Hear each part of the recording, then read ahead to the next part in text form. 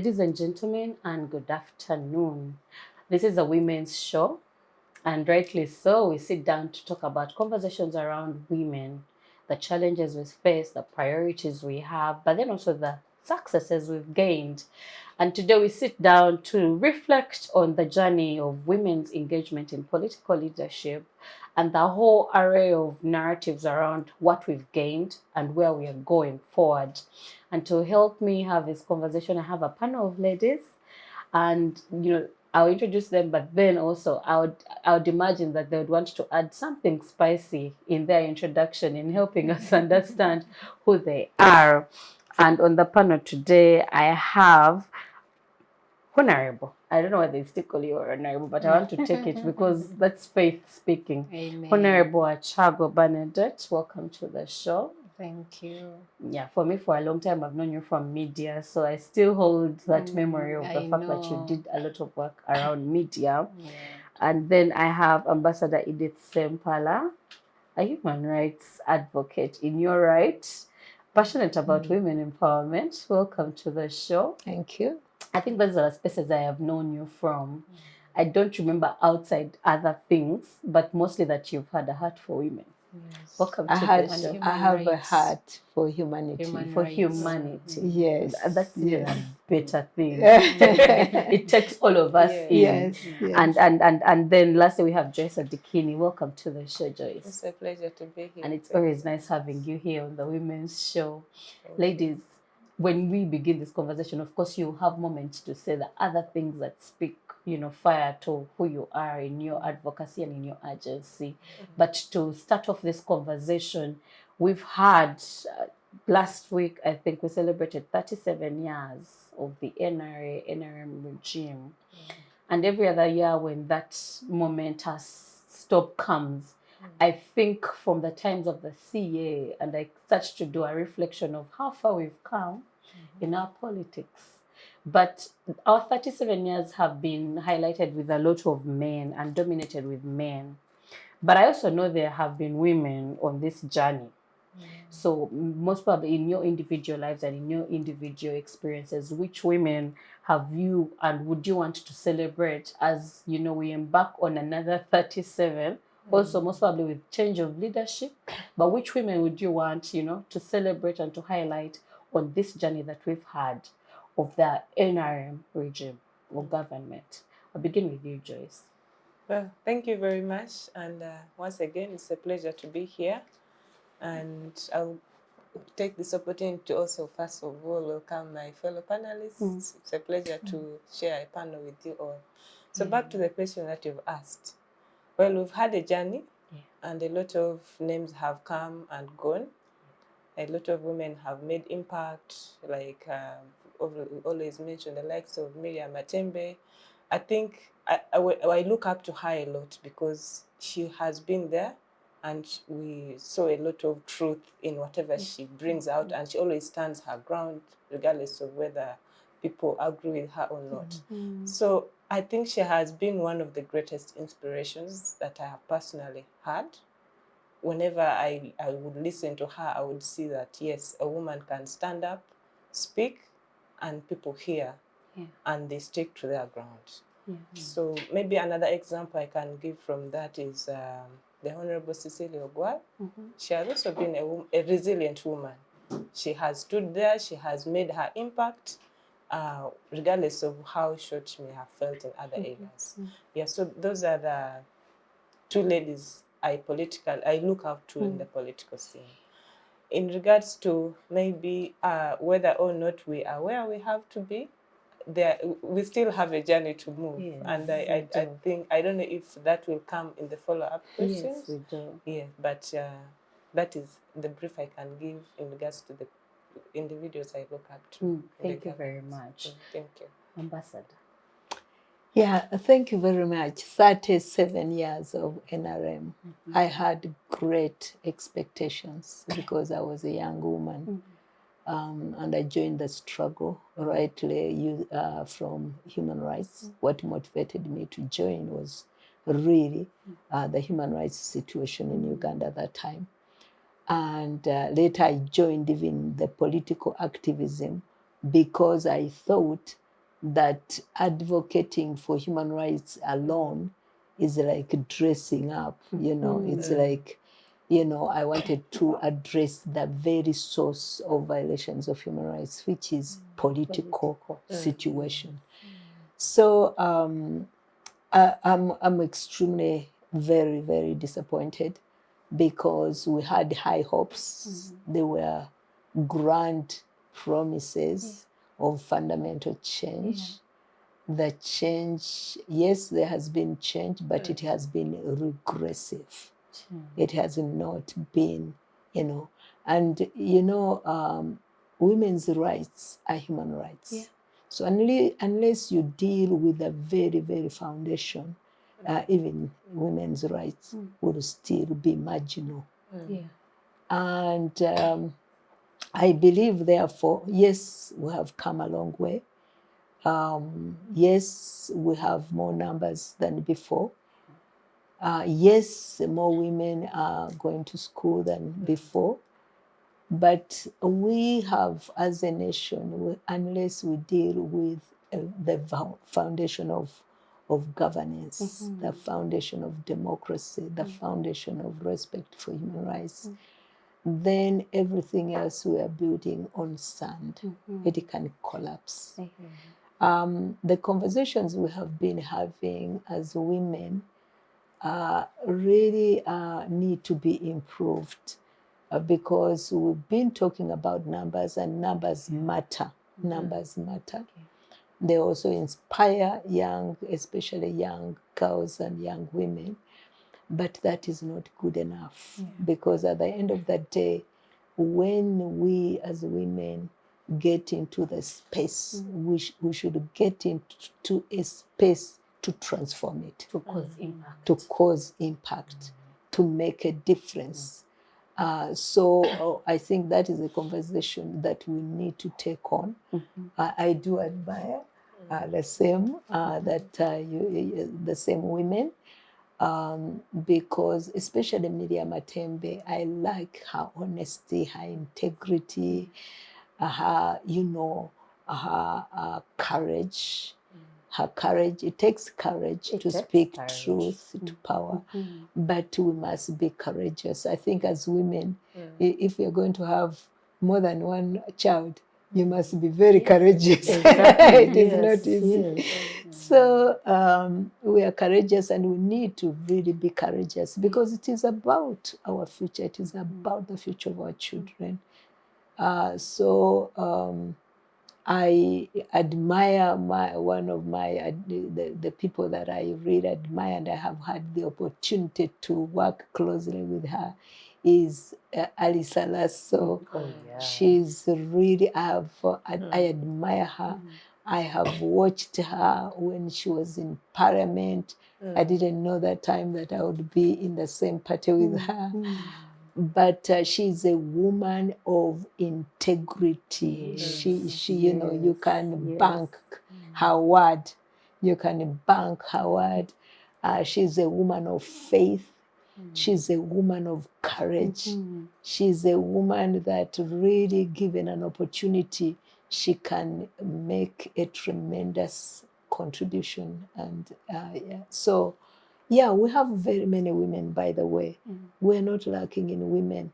But we also have women who are looking just for position for the sake of it, who have had opportunity and no impact at all. If the impact has been there, it has been negative.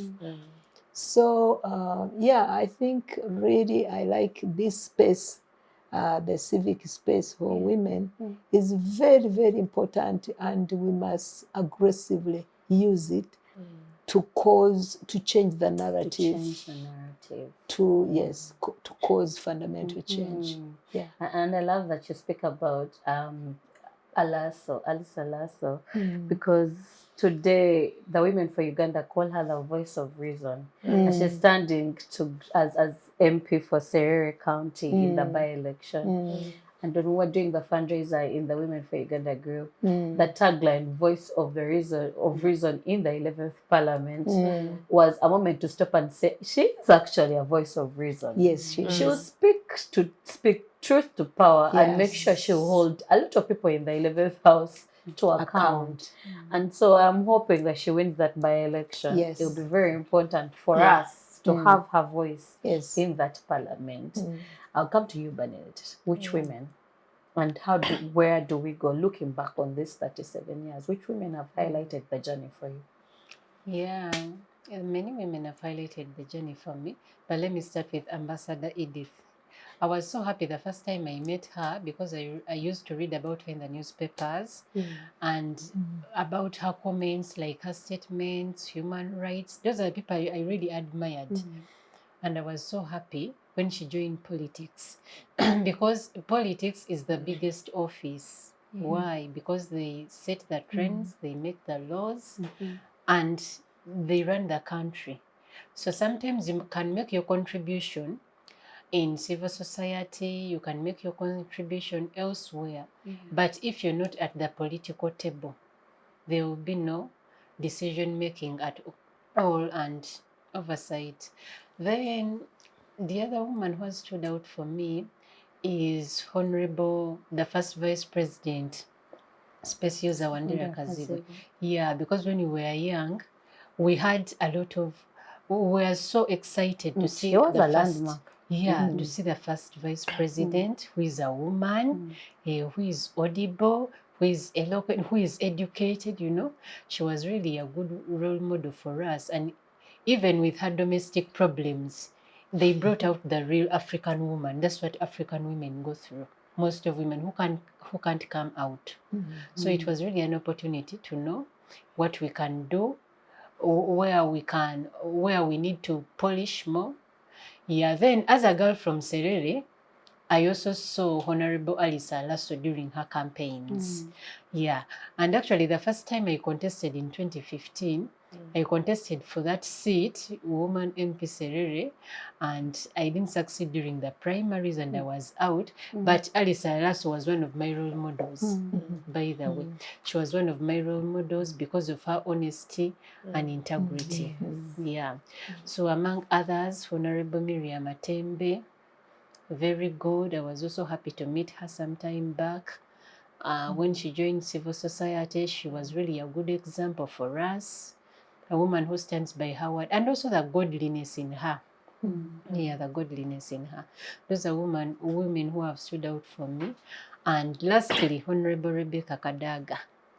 Yeah. She did 20 years in that speaker office. She did.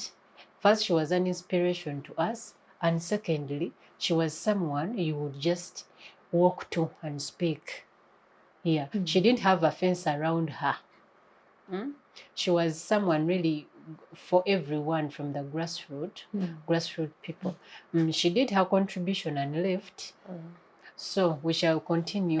But she's really And an I must say she's inspiration. doing some good work as the deputy when it comes to the East African region. Yes. Because she's really asking the critical questions now. And I'm impressed, actually. And I think she has a lot of time now. Like she didn't have that time when she was a speaker. Yeah, now she has a lot of time to look at issues, respond to comments even on Twitter. So at least we have a lot of time with her to interact. Interesting. I think for me it's Rhoda Kalema and Sarantiro. Sarantiro, especially for education and you know the landmarks we have today in understanding what the girl child needs in getting into the classroom.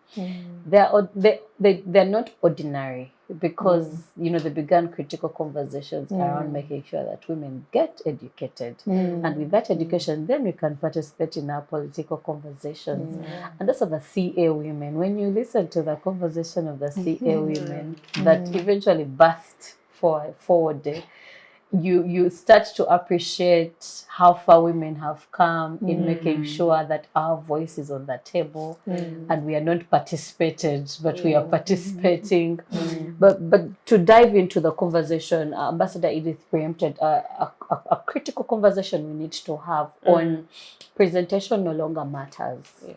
We need to get out of, the fallacy of numbers and create real impact in the representation that we have. But the critical then question is, has women's engagement in political representation had an impact on the women's movement, but also on women as a whole? Because not every woman is just in that movement alone. Because, and hear me, because there was a time numbers counted. But today we take the most critical seats in this government, and we still have issues that have not yet been raised that are important to raise today. Issues of, having the girl child back in school, issues of reducing teenage pregnancies and having legislation that, strongly deals with these issues. How can we have, better representation that speaks to the impact Ambassador is speaking to, that speaks to more than just the numbers? Joyce. Well, thank you very much. I think when we look at the representation and the numbers issue, for me, I really relate it to the whole governance situation that we have, because the decay in the governance has affected all the representation of the other entities. Well, be it for youth, be it for women, or the mainstream. Because the women then got swallowed up by the breakdown of the governance system, by the breakdown of the democracy, by the breakdown of the political environment. The politics is so fraudulent, it is so violent, that women who are genuine don't get to make it. The likes of Miriam Matembe don't make it because of the fraudulent election. Your opponent is coming with bags of money to bribe people and go there. And for you, you're trying to be honest and speak truth. Yet the voters have now been given that mindset that it is about how much you're being given Been brainwashed. to vote. Okay, so that alone has destroyed the voice of reasons, the alasus. Okay, we can't have the voice of reasons if people are going to spend their entire life. General Monto calls them the good men, the lack of good men in our politics. The good men, the good women have all been frustrated and silenced. So the numbers we have are just political. They are manufactured to create a certain kind of impression that actually does not exist. We do not need so many women. We need women who are saying what has to be said. Even if there are three, if they are saying what has to be said and doing what has to be done, we shall be in a better position than when we have a lot of them not speaking, than when we have a lot of them being directed on what they should say and what they should do, being used like tools of governance for other people. Right now, when I look at our governance structure now, from the top four, we have 2 women. The number 2 and number 3 are both women. We're number 3, third in command, the speaker. Yes, number 2 and number 3. Yes, they're both women. But if we're to have a transition in this country today, do you see them? I hear you. I do. When people are discussing transition in the country, there is no woman's name who appears anywhere. So that is how far we have to move. If we had been having change, continuous change, democratic change in this country, I am sure by now would have had a certain woman. I am sure by now would have a Kadaga somewhere leading this country as president. But because of the decay that we've had, even the women who are there are just there because someone is favoring them to be where they are. Not because the country has realized that they are so important that they have to be in that position. Therefore, if anything happens like it happened in Tanzania, the next person coming in is going to be a woman. I don't think we are even having that conversation yet. Interesting. And when the women are speaking on the floor of parliament, I rarely do they touch the real issues that are affecting the women. The service delivery breakdown in the rural areas has weighed onto them. People are there to lobby for things, gifts that they can go and give their voters so that they're taken back to the house. So they spend a lot of time acting more like NGOs True. to their constituents than policing, than discussing policies and things that are supposed to help us nurture the woman. Because the woman starts being nurtured from a little child. Yeah. Now, if the little children, the girl child is being taken advantage of at a tender age, if they're roaming around the streets, if they're going for night discos and they're being taken advantage of, by the time they're 13, they're giving birth.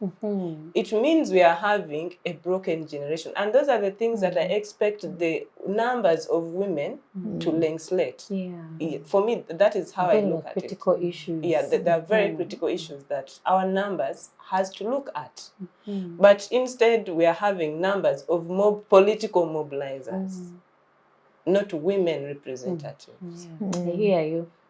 Monetization of politics. Women cannot participate in the positions of politics because of the level of finances that they require. Instead, if you have to contest, then you need another man to help you with money so that you can then go and become a leader. And then that becomes your demigod. Who is So you have to serve that demigod Yes, anyway. you have to now serve that demigod and not the woman whom you have gone there to represent. True. Otherwise, you have to go and in the battlefield, you she talked about human rights activism. You end up undressed in the streets because you're advocating for human rights. So we have been so undignified, and the women who are there, in most cases, don't even discuss about that. And I think that is where I identify with Stella Nyanzi, and not necessarily that her politics is different from a lot of the politics in the sidebars, because she broke class systems with her PhD. I mean, the most you need to run for office is senior 6.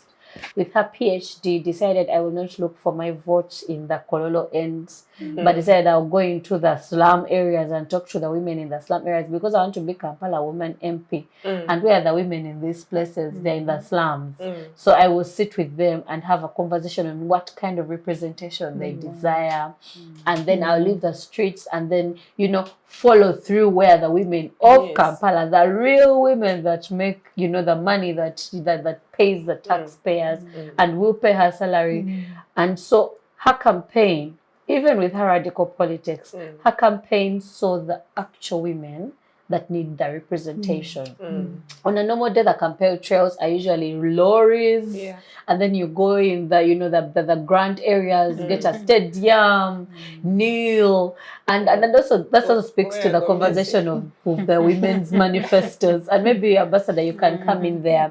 When we look at women's engagement and the manifestos that the women give, a lot of them miss because you can't hold them on the manifestos that they share during their rallies. When men said, they say, oh, we'll do the hospital, we'll do the road. And then the women will come with the thing of, Nzendi Mama, I will mother you. Ndi Mama Kampala. So they don't even have a manifesto actually. Yes. So you not hold them accountable. You don't have a manifesto or an agenda to hold them to. How do we make meaningful representation for women? Because we miss it. Then when you hold them accountable, you even have nothing to hold them accountable to. Well, it's first of all, I think we're so much in lamentation as women. Yeah. Which we shouldn't be. We shouldn't. We shouldn't be because we are the majority. Yes. If we only realize the power we have as the majority in this nation, that is one. 2, we are mothers. I think we were created as, women were created, we are different. We come from Venus, is it Venus? Yes, and the men come from Mars. Yes. What that really means is that there is attachment to humanity because we give life. Yes. And politics is about service. Yes. Service to humanity. So we are close to those things. So how come we have found ourselves in lamentation, in begging, in being compromised, when we are the majority? We are not the weak sex. We are just a different sex, but we are not the weak sex. So and for me, I have, when I was ambassador, I was not seeing myself as a woman ambassador. I was ambassador, period. That's it. Yes, and my colleagues saw me as that, because not because I was putting on skirts and whatever, but because of the quality I brought to the conversation, the leadership I brought, even in the diplomatic corps and the African diplomatic corps and so forth. So and I think in raising our daughters, that is where it begins. It begins when we are raising them, when we are raising both girls and boys. We are the ones who have the first opportunity to actually nurture, whether it is boys and girls. And the way we have been, we must have a conversation on how we nurture as children. Because the children we nurture, eventually they become the men and the women, And the culture or the mindset they have that has been inculcated in them is what they go into, into teenagehood, into adulthood, and So I think that conversation must take place. We are not a monolithic group, obviously, but nevertheless, I think there are some fundamentals that we can agree on that touch on all of us. And so,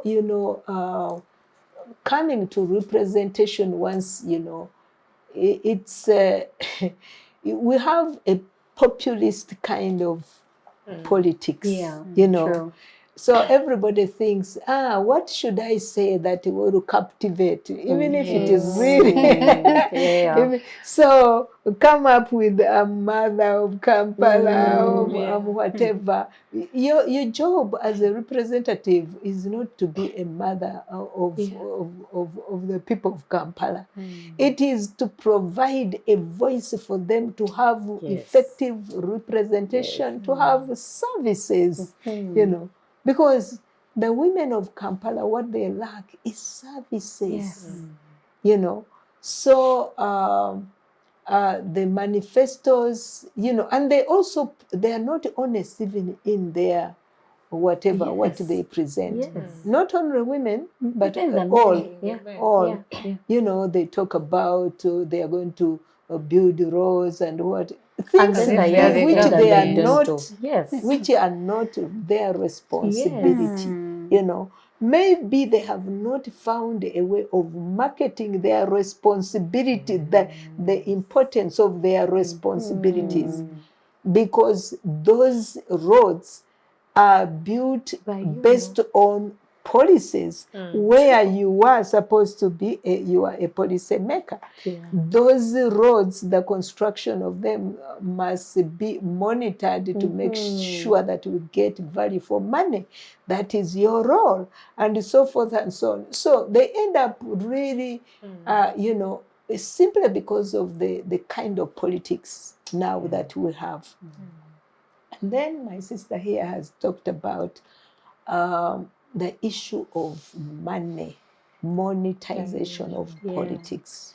That is a disservice to Uganda, to democracy. That is a disservice to women. But we have now more or less accepted it as a norm, So we were in Western Nile, and we were talking to women who were the Women League of Alliance for National Transformation was on a listening tour to listen to women. And one woman got up. Listening tour. And one woman said that now, because they don't really trust the politicians come and promise heaven and all sorts of things, and they go and they never see them until just before another Elections. election. So she said, so now I'm ready. Now I'm ready to have a real negotiation, a contract, so to say, you know, that you give me this now because I'm not sure you're going to come back or you're going to do what you have promised you're going to do. That is the apathy. Yeah. That is the apathy. That is the problem. And I don't see the women voice. Yeah. Whether you are NRM, whether you are ANT, whether you are FDC, NOOP, you know, we need to have a conversation. We're actually coming up with inter-party women leagues. Wow. Yes. And for me, my interest from the ANT is that we are talking about values. We are talking about, you know, what are we bringing onto the table? It is not a question of representing our political parties in the space. No, it is about representing Uganda and women and the challenges of this nation and the future of this nation. Yeah. So therefore, I believe that when we are, that is why when we are talking about representation of women, what is the agenda? What are the issues? Yeah. Of course, the issues are very basic, even, you know, True. basic, you know, education. You know, basic or, you know, health care, you know, basic respect for human dignity and human rights, basic, you know, accountability. This cancer of corruption is eating up Uganda. True. You know, Billions. Billions. And for me, I even want us to start a conversation about the debt burden. Because this debt is going to be on our children. Yes. And for me, when I was ambassador, actually, I used to say that if you give, I was giving the example of Zaire, that if you are giving Mobutu money, knowing you're giving it for roads, and you know that you know he's not going to use it for roads, then demand payment from Mobutu, not from the people of Zaire. Yes. I think that conversation must reach there, because we are going to have a situation where our children are going to inherit a debt that they have not benefited from, you know. And that conversation, at least we can hold the international lenders to account. They also must account. Why are you giving people money who are yes, exactly. Because if you go to a bank, even here, they would want to follow you and make sure how is your credit score? Yes, are you doing well? Exactly, that they are going to be able to get their money back. You know, so they too must be held accountable on how they, you know, monitor the debts they heap on us. Yes. I hear you. We are in 80 trillion. Exactly. Yes. Exactly. Quite absurd. And who is going to pay for that? Me, my children, and my children's children. Exactly. Exactly. And then, of course, as Ugandans, you know, the people, somebody said that people get the leaders they deserve. Surely, Ugandans, do we really deserve? That was a statement that is outside research. and maybe also to continue this conversation on leaders that we deserve. When you look, I think a few months back we had Deputy Lord Mayor here, and they were talking about the Gulu by-election, and they were like the level of money that moved. Sorority by-election. And the level of money that moved, but not even just the money that moved, but that it was women in big top leadership that were at the forefront of distributing this money. Yes, to in the fellow women. I villages. mean, they meet in a hotel and then they are distributing this money. And you're not like all the women in top leadership were in sorority for that election. And I think I want to bring you in on that conversation around patronage, where people kneel for the president so that they can scheme into and get a leadership role. Or where they'll push for the narrative of Turiko mainline. Now the narrative is mainline. Yes. So they're playing to the gallery and they're making sure they are seen. But then we have these leaders now, they're our leaders now, and there is little in regard to merit. Like they didn't merit these positions. They were handed down to them. Do you think such leadership of these women will push the women's agenda to the forefront? From my perspective, I think we should expect little. We should expect little from that leadership. Because if you first have to stage a show so that they will identify you and you don't come on board on merit, of course you have to serve your master. True. Yeah, That you have to serve your master. So that is a tradition that has come up in Uganda and in African politics. And that narrative has to change. Because even with the women leaders we are having now, not women MPs, of course, I'm talking about the top leadership of the nation. Fine, they have been in leadership, but what impact have they made? Because we are not assessing women political leaders as mothers in a family, as domestic leaders, but we are assessing them as political leaders, as people who are expected to serve the nation. And when we look back, there is little to celebrate. There is little to celebrate. That is a big challenge, and actually we are not putting eyes on that. And the biggest challenge we have had actually in this parliament, in the 11th parliament, is they have put focus on petty issues. So when you see someone kneeling down and peeling matoke, and you clap, that is good, because me grew up in I went to a boarding school since I was, I think, in P1, I don't remember, but since I was young, because my mother was a widow, she had to go and work. So it was even an opportunity for us to be in a boarding school and let her concentrate somewhere. So we used to learn all those things, peeling and what. But there are more issues you have to look at. I mean, it is not bad for someone in a top leadership to come down and peel your social. The most important. But is it important? Yes. Is it important? So we should celebrate, we should not celebrate the petty issues, because there are big issues that are being unnoticed. They are left out. No one is talking about them. We are clapping for that. When you see women in a line getting transport refund of 5,000, and it's a top leader who is giving them, and they are celebrating and we are clapping. But what is at the household level?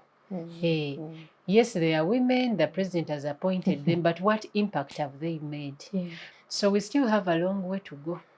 We still have a long way to go. I hear you, because when I sat down and took a lens on Kapeka, where we had the celebrations, and I was wondering, Kakumiro. And I was wondering, so what's the hospital in Kakumiro like? If any of those leaders had a problem in Kakumiro, would they go to the entity there? Okay, now let's finish that. How are the roads in Kakumiro? Are they passable? If any of those leaders had a breakdown on those roads, would the emergency services be able to reach them on time? And so when you look at Kakumiro in its entirety, it is something that was just visited. None of the money that was spent in Kakumiro can be traced in the development of Kakumiro as of last week. And so when we speak to, instead of peeling, The question would have been that, did you actually check to see that they are functional hospitals in case of emergency services in Yes. Kakumiro? If we are speaking of representation, it would be that we are not just looking at the road that is going to bring the president, but any other entity attached to this Kakumiro area in point, because this is where the spotlight was. But also, how is the financial, independence of Kakumiro household on income. local government? Yes. Are people thriving? And so there are critical questions beyond peeling matoke that should have been asked before the celebrations happened. But also that also comes to my question on when it comes to running for office, but also taking lead in the politics. When we look at our parliament today, we have women. Yes, we have 30%. Of on 100 we have 30, meaning the 70 are men. And then we have 19 direct seats, meaning those are the mainstream MPs that are women in those seats. And then we have 157 women special seats, like the totality of it. And so already the equation is imbalanced in making sure that decisions will favor women. So when you look at the House today, and the quality of debate, but beyond the quality of debate, also the issues of women that are being presented. When they were discussing the marriage and divorce bill, I was shocked. Do I they was even shocked. understand that bill? When To they looked start at the with? sexual harassment bill, I was shocked, because these are entities where women's voice would be heard more. But we had a lot of male champions speaking. Men had more authority on speaking on issues of marriage and divorce than the women did.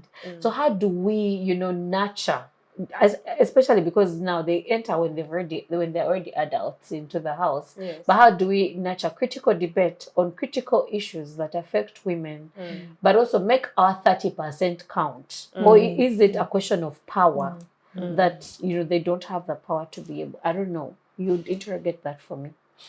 Yes, so I'll just rejoin to the conversation that we had earlier. Yeah. Because the quality of debate is influenced by the quality of the leaders. True. And the quality of the True. leaders is influenced by the quality of the election. Yes. The process that brings those leaders on board. Yes. So if the quality of election is bad, Has so much violence. the word poor is not even enough to describe the quality of the election that we are having. It means we shall not have the quality of leaders that we desire.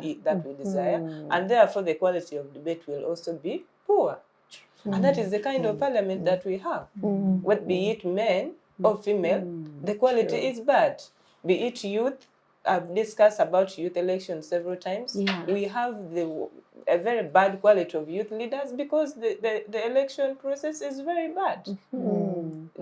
Sometimes there is almost no election. There is just selection that so and so has to be the next. I'm sure in Serere now, probably people already know who is going to be the next MP in the by-election. Okay, so the NRM regime will just take us there to go and push that person tick off boxes through that process, so that they make it look legitimate.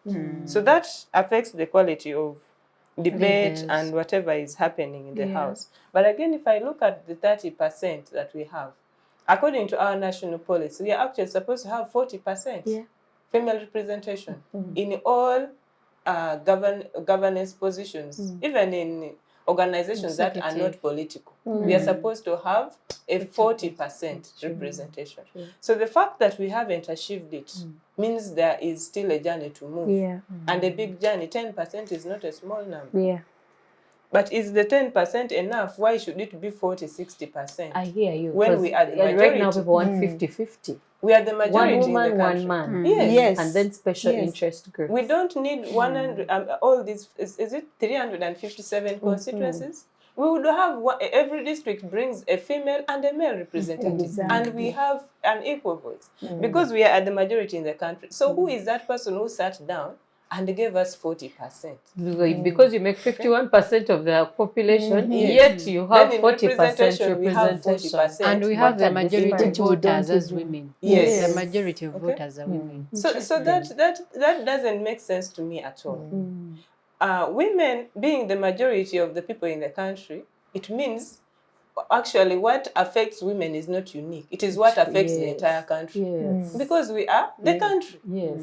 So the issues of service delivery has to be given the priority. Because wherever there is no service, there is a woman who is being affected. Yes. We are the majority. Yeah. We don't have very special needs that do not fall back to the rest of the country. I hear you. We need roads. They also need the roads. They also, Yes. everyone else needs Yes. roads. When there is a bad road, a woman is going to suffer. When there is no water in the village, a woman is affected. Okay? Just like any other person in that village who needs water affected. is. Okay? Yeah. So I feel like the needs of the women, not just I feel, but the needs of the women are the needs of the society. And the legislation that we have should focus on those needs. And that's where the major problem is. We have a broken service delivery system. Yeah. So the members of parliament, every time we're having national elections, the different parties have their manifestos. My party, FDC, will have a manifesto, NRM will have a manifesto promising we are going to construct this number of roads, we are going to construct this number of hospitals, this is what we are going to do under education, and so on and so forth. So what the MPs do is that they go and copy from that. I'll bring this road. I'll make sure. Oh, from their party manifesto. And there are some who don't even bother to know their party's manifesto. But they hear from what the presidential candidate is talking about. Everyone is going for this national campaign. So they also go and promise the same thing. Now the government, when the party makes it to government, like it has always been the NRM takes on, and doesn't fulfill all the promises they have made. So it now falls back to you who copied their manifesto. Their manifesto, because he said, I'm going to construct the other highway, I am going to give you a hospital here, I'm going to give you a school there. And you also went and said it. Now it has not come. So people will say, but you promised. Okay? Now if your party doesn't make it, and you also relied on what your party was saying, who is that person you're going to lobby from to get the hospital and road that you promised the society? Because the leaders are making it, they have to present the issues that are affecting people to them. But what is the issue affecting? It is lack of water in this village. Okay, I am going to legislate to ensure that you get water. And that would be the ideal, that they legislate so that you get water. Yes. The challenge is that they'll say, I will build the borehole. I will make sure national water reaches. That is not your mandate. Your mandate is that you do the work in the house to make sure that whoever is responsible to deliver that water knows and they can deliver it. So after that, the legislation now changes to what the master wants, because the politics is not as it should be. So you cannot go there to legislate when there's a god somewhere who wants to pass a Computer Misuse Act, and that's what they think is important. Okay, so it takes you off the track. And we end up with a transactional kind of parliament where everyone is going there to push for their personal interest. And so the people's voice, parliament, that is supposed to be the people's voice, is now on individual politics and interests in the house. That's interesting. I want to bring Ambassador in here, because when we were talking about a lot of the things that we talked about, we also talked about when it comes to women also showing up in politics. One of the critical issues, and I think she has highlighted on it, is that there is money involved. The politics of money. And so you find that, at the end of a term, the person is trying to make sure that they'll make it into the next term. Whether they've delivered in this term or not, they'll just want to make sure that they are re-elected. And so they spend cycle after cycle looking for money to be able to make sure that they return into the house. And I don't want to imagine that, it's beyond them not to deliver. Because I know that if you meet, parliamentarians that are working, they really are working. You will find their constituencies are functional. But how do we break the cycle of money and politics? Because it's eating a lot of, you know, the people that would be able to work, because then you find the particular woman returns, and not necessarily that she's delivering, but that she has the money. Because she has mastered the game. Yes. Exactly. Yes. So how do we mastered break that game. cycle? Yeah. How do you break that cycle? That is critical. It is not by accident that we are in this cycle. That's true. It was deliberate. Monetizing of our politics is deliberate. It is what sustains the president in power. It is what undermines the political, social, and even economic development. It is the one which has disempowered Ugandans to the extent that many Ugandans may feel hopeless, that there is no hope. So I think the only way we can break through that is breaking the mental. It is a mental thing, the mindset. Yes, we must break that, and because you see, if I went just a little bit to the appointments and the way women are appointed, if you have read Miriam Matembe's book on how Speciosa Kazibwe was appointed, the consideration, they did not consider that she was educated, a doctor, articulate, you know, values and so forth. The appointment was based on trying to hoodwink women. So it seems like, yes, like women were easily hoodwinked by very, you know, petty and very, you know, cosmetic things. We don't demand for real stuff. She said, you know, the president was, according to that book, was the one, you know, narrating. Narrating how, you know, what motivated him to appoint, that he was actually teaching the then Ankole caucus politics. So the politics of, you know, just appointing people, not because they are capable, and not because they are supposed to deliver, you know, but because you are hoodwinking some, you know, electorate, you know, to support you. So right now, there are two things that the regime depends on. One, it is corruption. It is therefore, that is where monetization of politics is. Two is intimidation and violence. Those are the two things that the regime is depending on, basically. You know, so it's not strange, therefore, that in all these by-elections, not only by-elections, in all elections, you have those two things. You have, you know, money taking the high road, and, you know, then you have the violence. So what do we need, therefore, to do? We need more or less to do what Buganda did. Buganda said no to monetization, you know. Yes, there was, you know, a thing. I was, when Honorable Kyagulanyi was voted for in the by-election, I was coming from Zimbabwe, and I got stuck in that, you know, between Gayaza and Kasangati, because, you know, it was the human, you know, jam was tremendous.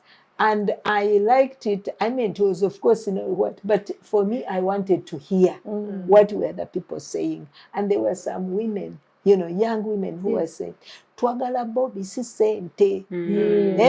So if we in chorus say, We want Services. quality, not sente. If we decide that that is what we want, because we have realized that this, these handouts they give us, they don't take us anywhere. They are not improving our welfare and so forth. Then we are going to break that cycle. Yeah. I hear you. If we do that, and we can do it, because look, how much money does each one get? If they get a lot of money, it is like 10. Yeah, but let me even talk about 10,000. If you get 10,000, you 2,000 shillings. yes. David Bahati was recorded on live giving 5,000. 5,000. Yes. Okay. So 5,000, 10,000. Let it be even 100,000. If you go home and your child is sick and has to go to the hospital, how much are you going to spend? A lot of money. If you have 2, 3, 4, 5, like normal African whatever, and you need them to go to school, what would that money do to you? Instead of creating an environment so that you can earn and take your children to school. So, we have accepted as Ugandans to be short-changed. Short-changed for, So it is we Ugandans who have to say no. Enough is enough. We have seen it is not taking us anywhere. And I think, you see, because they have also given the impression that there is an impression out there that votes cannot, take away a government. They can. We have seen it even in dictatorial regimes, or, situations. So therefore, for me, my appeal, especially to women, because we are majority, especially to women because we are the ones who suffer most when all these things go wrong. We are the ones who are suffering because the bulk of, right now we have a distorted society where it is women now, all women, even those who are married, they are single. Single mothers. They're the ones paying school fees, doing all sorts of things, So there is something fundamentally wrong. And unless we women will come to our senses and say enough is enough, we want equality, we want leaders. And the signs are always there. All the people who come to ask for votes, they are not coming from Mars. They are known. Their track record is out there for everybody to see. So why are you accepting to be short-changed for your children? Why are you mortgaging your future and the future of and your children? Why? So I think that is why the conversation among women is very, very, very important. Yes, there are women who, don't care. Don't care even about their own children. There are those who are sacrificing their children. We have seen that. But the majority of women, we fundamentally still want those who want a future. And we have seen that a regime like this one will not give our children give us a future. It will not give our children a future. And I hear you on two issues critically. Maybe that is where I'll pull you in. On critical citizen agency and citizen consciousness. When a governor in Kenya goes back to his constituency and he didn't deliver, chapa, chibok, yes, they will hold you to account. Yes. And the level of citizen consciousness in the Kenyans speaks to how some, governors won't return to office after not delivering. And so they have the ability to hold their leaders to account. Let's fast forward into Uganda. I think as the years have gone, and I don't want to imagine that people don't get tired, but as the years have gone, the apathy has increased, but also the civic consciousness is absent, like that civic agency. And I think the first time in a long time I felt a breath of fresh air recently was on the Entebbe airport, corruption highlight and the level of critical mass and the use of social media platforms that Ugandans use to make sure they highlight this is wrong, this has to be dealt with. The unfortunate bit was a short change of the CAA, the Civil Aviation Authority, saying, oh, we've dealt with it. But we needed more than just deal with it. We needed an overhaul of systems to be able to say the airport is getting, the shoplift that speaks to the critical mass that the Ugandans did. But then how do we build critical mass, especially in political participation?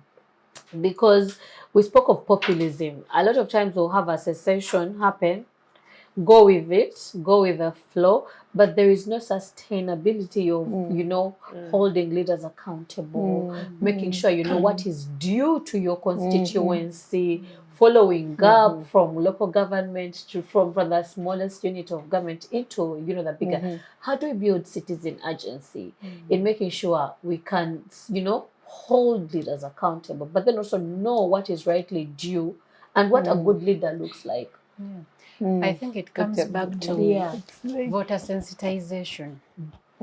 First, even the members of parliament, most of them get to know what they are supposed to do in parliament when they're already in parliament. That's why they have those, they give people high expectations and they don't deliver. And then also the masses don't know, they need to be sensitized. So part of that budget of, what is it called nowadays? Mindset change. Yeah. When you hear about mindset change in the budget, you become excited. But part of it should go to voter sensitization. People should know what to expect from a member of parliament. And when you know what to expect from a member of parliament, then you'll put someone to account.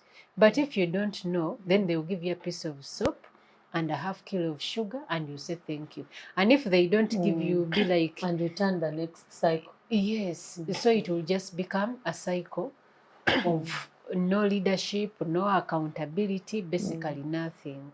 So the government should, because still the government has the biggest budget. Civil society has budgets, but it can't have a big budget like the government. So the government should channel that man of mindset change to also voter sensitization. People should know what to expect and what not to expect.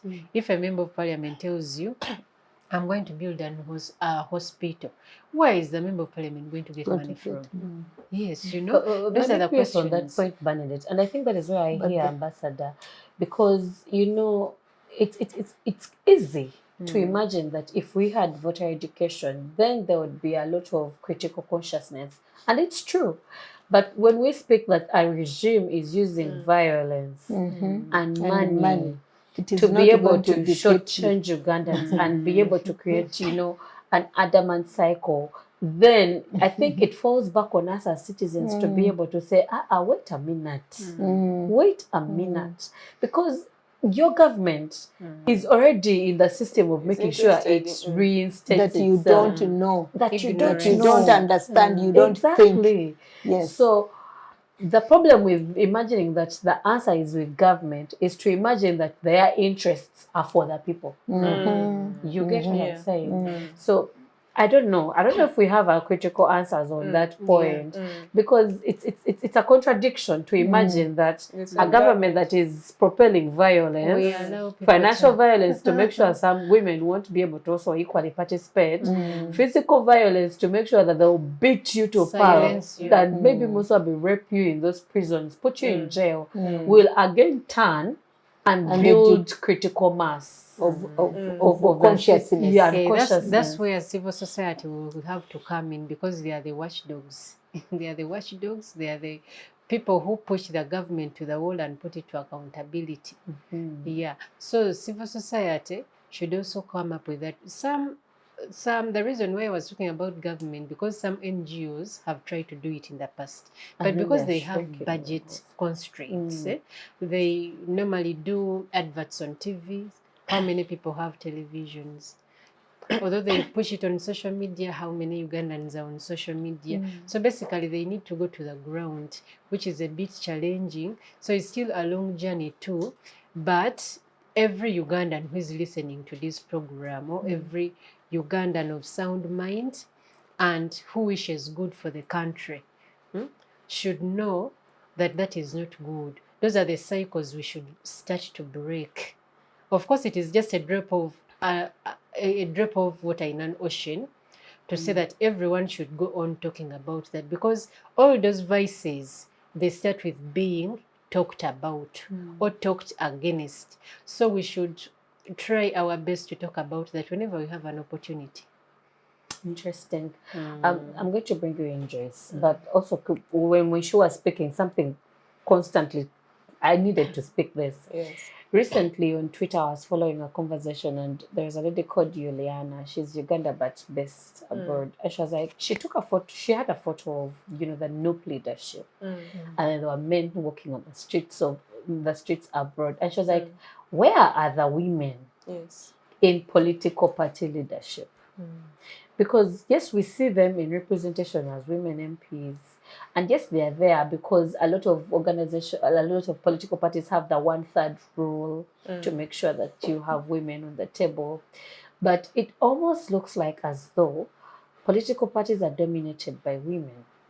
And some of the responses that were there below were like, oh, some are in jail, oh, we are trying to get bail for them. But the question is, where are the women in political party leadership? I think ANT is the one that is really trying to make sure, because a lot of their programming has a lot of women spearheading. But when you look at the other ones, there's a lot of masculine energy. And actually, pushing. even some political parties that have women, most women, actually, you learn about them when it's time for them to contest for that post again, woman leader of the party.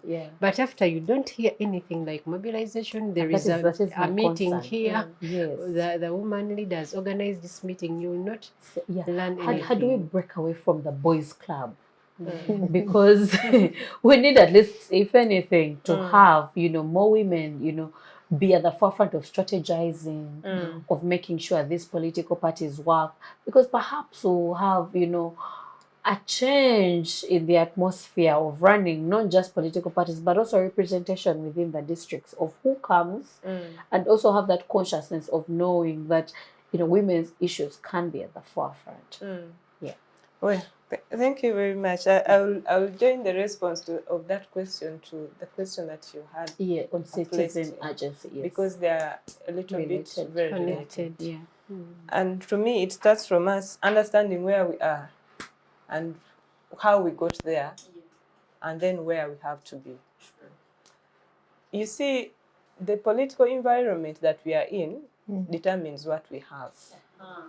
And we got there from somewhere. Women, we are in a very violent political environment. Very violent. When you leave the money things aside, even within the NRM, where they are in government, you saw how many people died during the primaries of NRM. Yes. Every person had to command their army, to go and defend them. Even they were tear gassed. Now, when women see that kind of environment, naturally, women don't like violence. We preserve. Okay? So they stay home to take care of their children, because they can't afford to lose themselves over the elections. So they stay away. So the political environment will have to be shaped in order for us to get more women on board.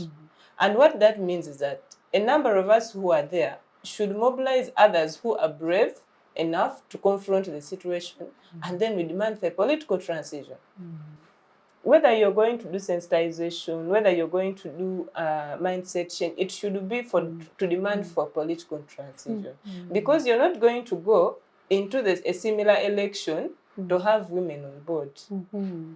You're going to go in your constituency, and Anita Among is going to come with bags of money, okay? They will not vote you.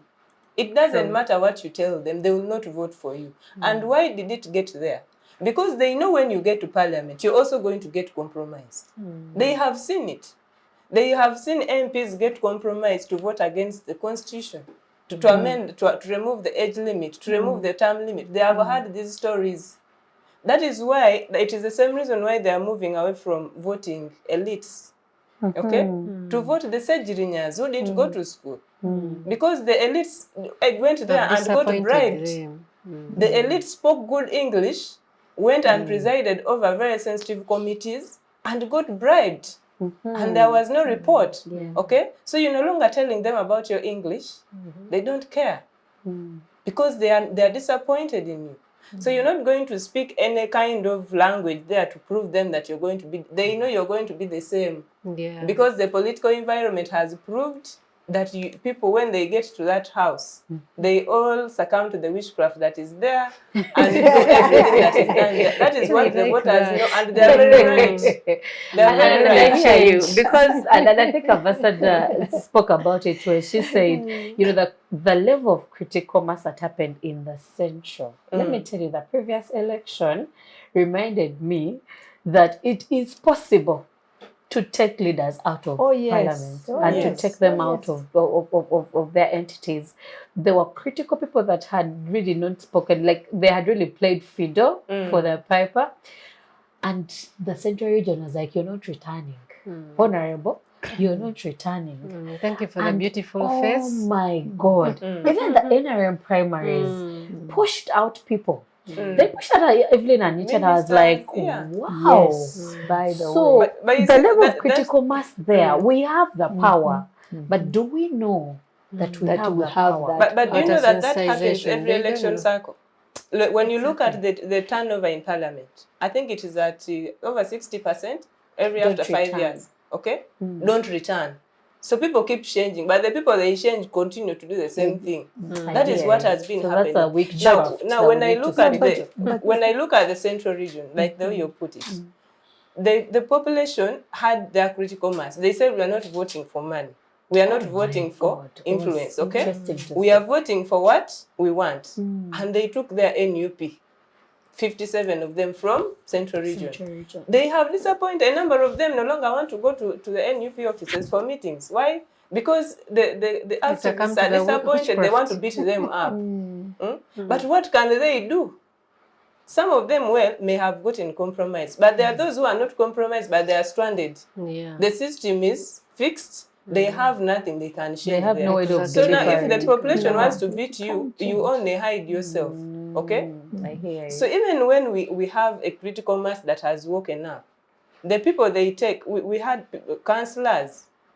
I can even use my own party as an example. 2016, Kampala City Council was full of FDC. Why didn't they go back in 2021? Okay?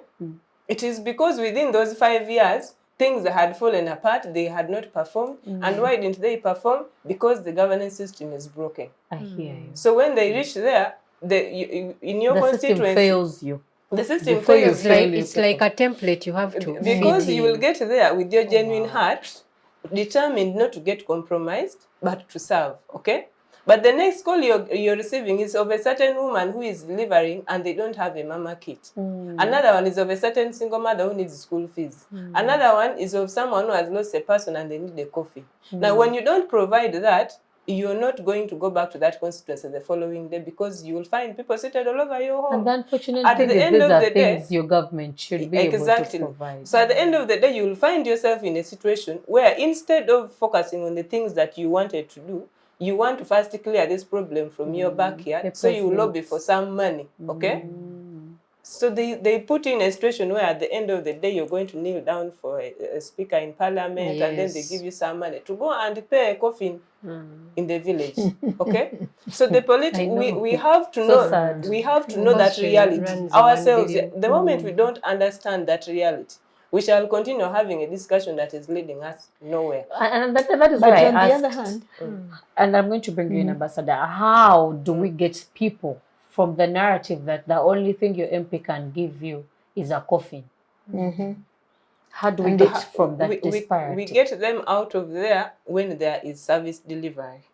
The genuine politics. When the political environment is streamlined and the roles of the MP is clear.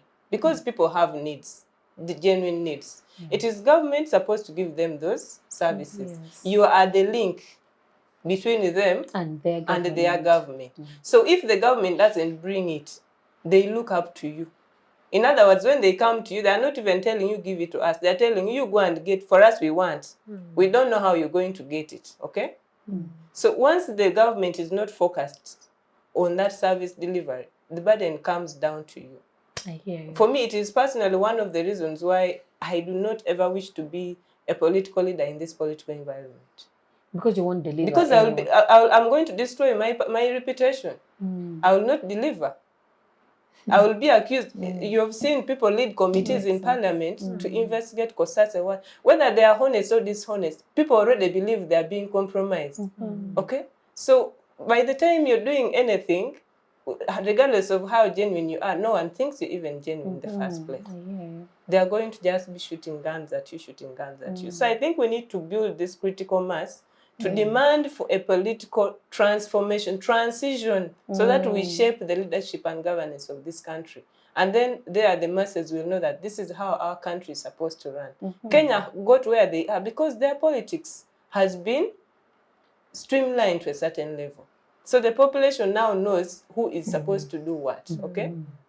But with the parliament that is just taking 40 million today, the following day you hear they have 10 million for this, people believe that is what they are also supposed to get. You go to your share, the syndicate so of money. give it to us too, okay? Mafia. Now, Yes. if you don't have, they don't see how they are going to benefit from you. I hear you. Because when you don't get the bribe, they also Where don't would they get get anything? I hear you. Actually, I have seen people blame MPs who refuse to bribe. That yandifunye natuwako. Yes. Why did you take back that money? You would have got that money and brought bring for it to- us Wow. because To that The is our women's money. circles. You get? So, but that is a very dangerous mentality because it perpetuates It's like the stealing corruption. and taking tithe. You know, you are going to tithe, you steal, yes, And and you give, tithe. yes. Yes. So, and you see, that is another fundamental question that we know even from our constitution, the preamble, knowing where the history of our country, but we are not, really addressing it, We were, of course, hoodwinked and thought that NRM brought, was going to bring that. Because for me, we still lack a foundation as a nation. We don't have a foundation. Values that hold us together. The values, the the institutions, Yes. the systems Who that we are as actually Ugandans. check leaders. Because in democracy you can have anything. People can choose anything. They can choose a madman and he will be in that certain house, but if you have systems, he will not be able to command the army to go and brutalize people. He will not be able to command the central bank to give him money, So that is why the foundation is so key. And that, so definitely we need a political transition. We do. But that transition, because, since we had independence, this government is the one which has taken the biggest chunk, but it is not the only one, Yes. We have had other, governments before, but they never did anything either. So that is a question we must ask. How come, we have had leaders that, tend to want to serve self and not serve the nation, And how do what I think the Ugandans are asking themselves, and probably even losing hope in the politicians, is that, how do we get leaders, those kind of, and you alluded to that before, saying, what is the quality of a good leader? How do we, identify a good leader? Because not all Ugandans are crooks. True. Not all Ugandans crooks. We have seen Ugandans head, banks, Major entities. major International entities, even as well. international entities, Yes. and they're doing a good job, Yes. But partly they are doing a good job because there are systems behind them Exactly. that check them, keep them in check, but also because there is due diligence in selecting them. Yes. You cannot tell me that if you are choosing a member of parliament because they have given you salt or sugar, or they bought you a coffin, then that is the type of leader you have chosen. You've chosen. That's the price And they are for the politics. yes, and therefore, when you don't get services, that is the price you're paying for your choice.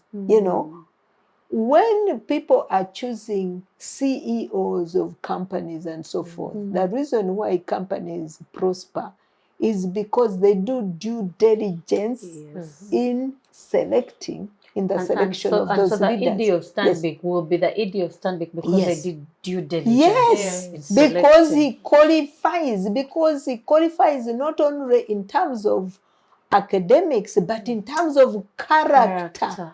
If you choose a crook and he comes and then steals your child, the future, or even steals physically, yes, then it's who is to blame? You have participated in actually causing that situation. So I think that goes back to not necessarily the election education, but civic education. People must understand that when they choose leaders, and it is not rocket science to understand that this leader is a crook. Yes, because if he has been a crook before, then why do you expect them to change? That is simply because now they are honorable or they have that title honorable, they are going to do better. No. Yes. So if people understand the consequences of their choices, I think probably we can get better, better representation. We must, I think, also give hope.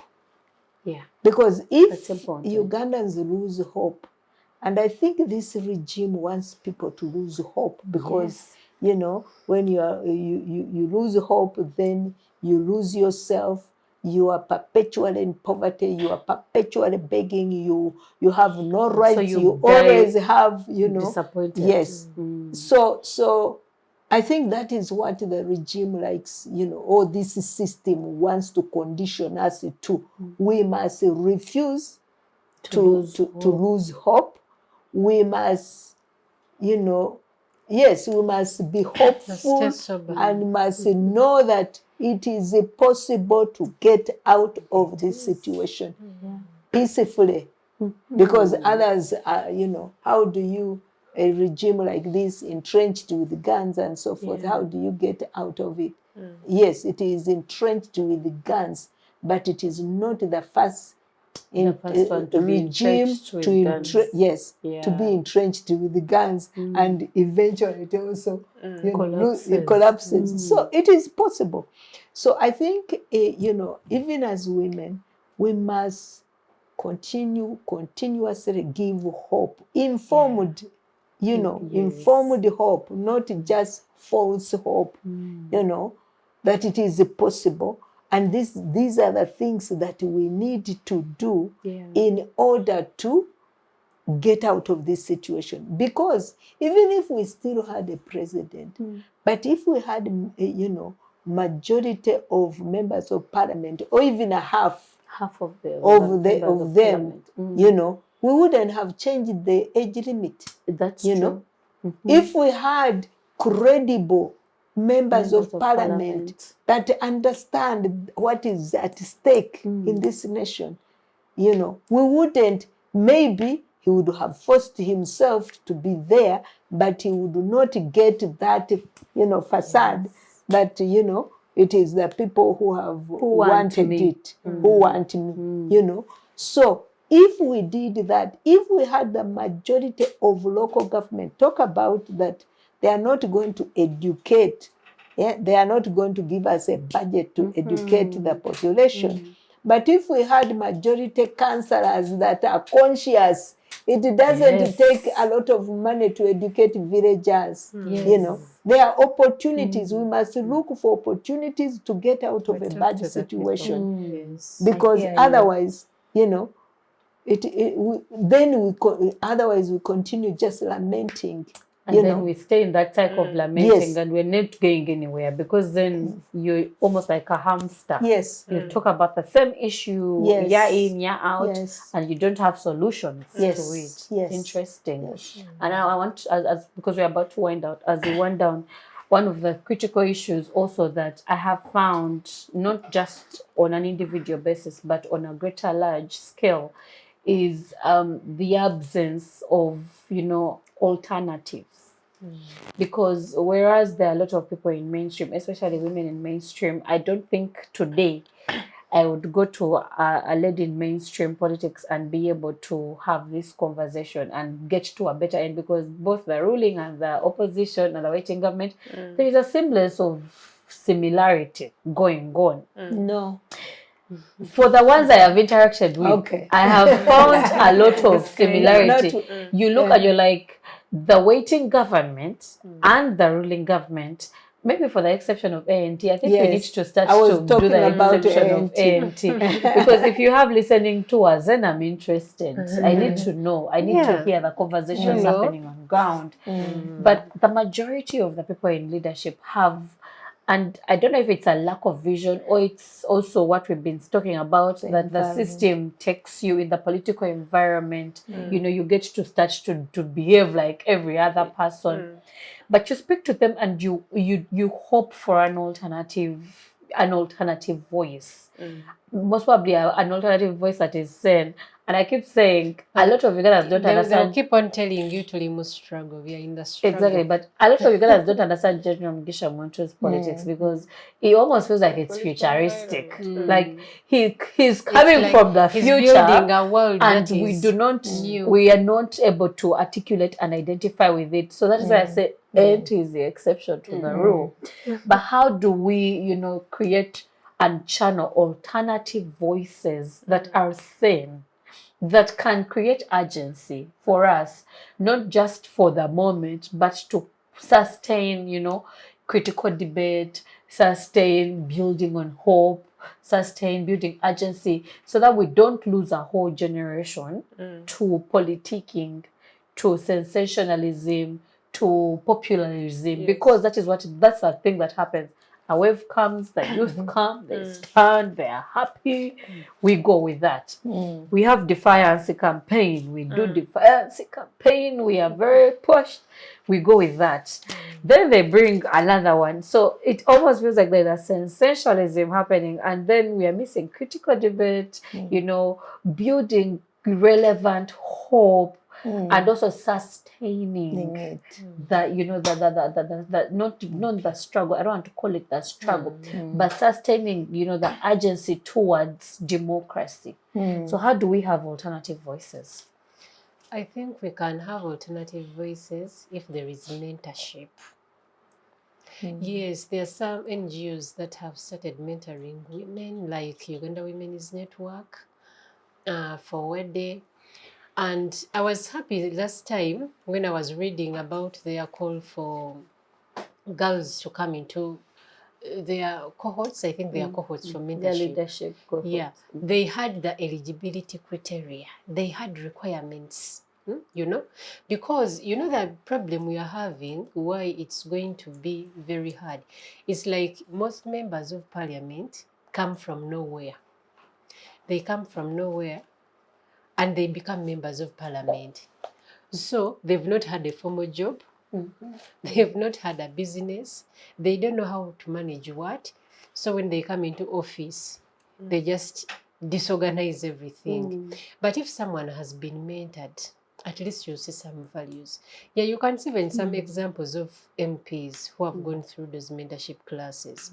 And they are different. Yeah, because me, you know, some in the opposition. But they are different. I know Flavia did that for the Yeah, leadership Flavia. training. She's doing some good work. Yes, they are different. The way they speak, their confidence levels, their discipline, you know. So we need more mentorship to bring out the quality of leaders we want. Where do we go from here as we wind down? I will get you in after that. Well, thank you very much. Well, as we go from here, for me, I always believe it's starting with what we have in hand. We are already 4 in this panel. Yes. Plus, there's another lady in the camera. She's shifting a whole narrative in that corner. Yeah. So it starts with us, those of us who are at the forefront. Let's sit down and first understand the problem. It is very critical that we understand what the problem is, because it is only when we really understand that we can get the proper solution and get others on board. You talked about political parties. Yes, in FDC we have quite a number of women. When I look at our national executive, we have the likes of Nyanjura Doreen, Anna Deke, Salam Musumba, and so many others there who are trying to shape the narrative. But at the end of the day, that Ingrid Turina kept quiet. yes, Was a force. yeah, and that was a result of the political environment we have. Election time, then people get into that chaos and a lot of Changes. things, end up the other way around. So once we have our critical mass, as those of us who understand the problem first, then we can build a critical mass of those who do not understand by reaching out to them and then sensitizing them and creating a serious women movement. And I want our women movement, I would want our women movement to focus on changing the political environment of the country. You know, we have demanded for things that are personal sometimes, like, oh, we want mama kits in the hospitals, oh, we want this. Yes, we can continue asking for those things. But if we do not change the political environment, it means every month we are going to continue demanding for the same thing that we would have spoken once and it is done. Okay? So women movements should understand that the general political problem in the country is affecting us severely, and so we should be at the forefront of changing that environment, because it is very male dominated. Recently we had a training by national activists, and we would call people from all over the country and you see a handful of women. Why? Because some women, even their husbands don't allow them to come and participate. Okay, so there is a lot that we have to confront directly as people who are here and people who are representing our different political parties. You talked about the ANT shaping the environment in different ways, but I just started thinking out loud. And like in the previous election, the ANT, with the quality of leaders it has, it failed to get any of them in parliament. And you know why? Exactly, because of the political environment we have. Okay, so that is why initially I said, it's not lost on us. Yes, I said the political environment that we have has to be confronted head on, and we get a political transition. Then after that, we can organize sensible elections, and we have the critical mass that we want in the House. But in this, the Miriam Matembes won elections in the 1990s. But right now, in this environment, they can no longer win. They can't. They were discussing very useful things. But right now, people don't. When you go for rallies these days, people don't even want to hear what you're talking about. They just give us. They want you to take two things: music, and then after they have danced, you distribute money and you go away. Give them transport. When are you going to get the opportunity of narrating them those stories of, you see, I am going to be different from the other one? And then women, we used to have a national belief that women are genuine, women are not corrupt, okay? Women are peaceful. So the political environment has changed the outlook. Specioza Kazibe was made a minister, a vice president, okay? And her tenure ended with a scandal irrigation money, that she ate money for it. So that washed away her entire legacy. Every time you talk about Kazibe, the only thing you understand is the money, the dam. The money for the which dam were not there. that were not built. But do you think she even took that money? She Probably didn't. somebody It was not directed her true. that we wanted that money. You bring it to the treasure. You bring it to this so and so. You heard what Zoe Those are just Bakoko the Bakoro said sacrifices of when the she was regime. minister. They put her into a corruption scandal. NSSF. You're seeing what is happening with her mom. Yes. Still the same NSSF. Because people want to mint money. They put a certain female figure in front, and before you know it now, people Which no is the longer sacrificial believe lamb. women are the clean ones. They be like, but even so and so was. This mom was in lands, and she had so many land scandals. Now she's in the NSSF. She also So has even a women lot. are thieves. You get? So Yeah.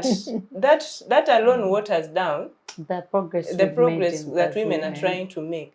So the issue of confronting this environment is, to me, the most It's critical. the most critical. Ambassador, wind down this conversation for Thank you us. so very much. I think this has been extremely useful conversation. Yeah. The issue of mentorship is very important. I think people need to be mentored. Young people need to be mentored. And the issue of the environment is very critical. It cannot be overemphasized. But it must also, we must remember that we have been having changes. So we do not want to see, personally, I have used a very tough language, that I don't want to see any leader stepping on dead bodies going to State House. Bloodshed. So, therefore, the issue of quality, even quality conversation, on really what we need to do. I believe that in all political parties, including NRM, they are decent people. They are good people, but they are in minority. Maybe we need to have these just two parties, that a party of thieves and a party of clean people, of people who want to do something good for the nation, because unless, how are we going to get rid of this environment? Yes, we all see that this environment is deadly, it is toxic, it is bad, but how are we going to get rid of it? That is a conversation we also have to have, because we have witnessed bloodshed ever since blood related changes since we got independence. Surely I for one, we don't want to see any more change that involves bloodshed. Is it possible to have a change without bloodshed? We believe in ANT that it is possible. ANT, first of all, we think that Ugandans have to have high expectations. We have heard over and over that ANT's, Mugisha Muntu is too good for Uganda, and I think that is pathetic. It speaks to us having a very low expectation Litmus of what our leaders. yes, of what we want. Don't we want leaders, good leaders? If we want leaders that are good, that are credible, that have integrity, then we need the types of Mugisha Muntu. So saying Uganda it is like we have given up and we think Uganda is too bad, it cannot be redeemed. And therefore we are, we are for anything that, and anything that can, be changed is good enough. No, we don't want just change. We want specific change. We want quality change. We don't want to break this cycle of dictatorship. Because, and people have told us, all political leaders speak good things, which means they know what is good, Exactly. but they choose not to do it. It's a good But thing. so we need therefore to choose to be conscious and deliberate in choosing those leaders that have a track record of Doing integrity, this. of saying something and standing on it, standing by it. And that is why we need, in Serere, we need alas. Yes. alas. And on that note, Yes. I want to thank you, ladies, for joining me, having this conversation. I think we've time-stamped it in, in making sure that this is a conversation we can share and continue, even in our small communities, even in the larger communities. Okay. And from us from Civic Space TV, we want to thank you for joining us. Do tune in next week as we dissect another critical issue around women's participation in all of life. Thank you. Bye.